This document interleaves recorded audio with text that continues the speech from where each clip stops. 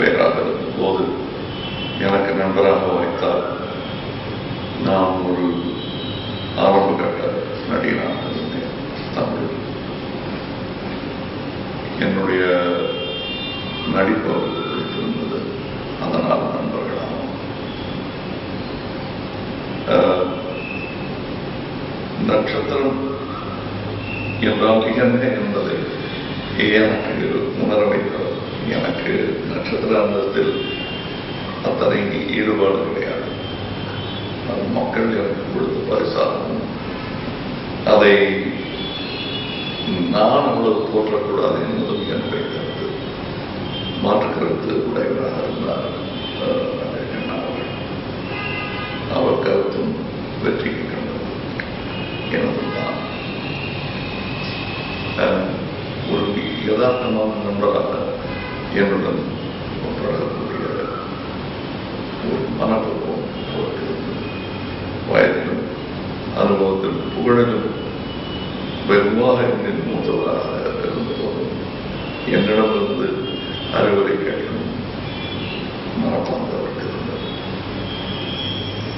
ஒரு காலகட்டம் என்று சொல்வார்களே, பொற்காலம் என்று காலத்தை குறிப்பிடுவார். அந்த மாதிரி நட்சத்திர அந்தஸ்து என்று சொல்லும் பொழுது வடநாட்டை பொறுத்தவரை அப்படி ஒரு அங்கீகாரம் அவருக்கும்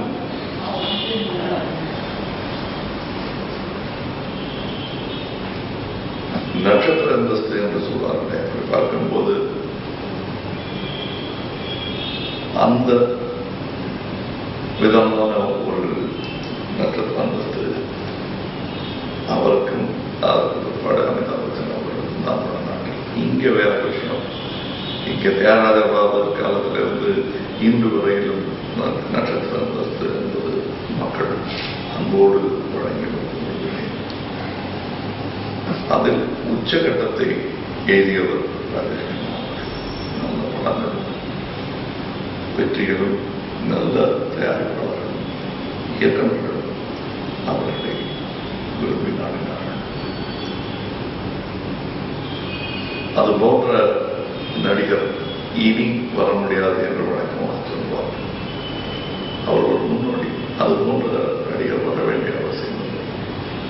அவரை பார்த்து பிழைகளிலும் தலைகளிலும் அவரை பார்த்து கற்றுக்கொண்டவர்கள் இன்னும் நிறைய வர வேண்டும் என்பதுதான் என்னுடைய ஆசை. என் நண்பருக்கு இறுதியில்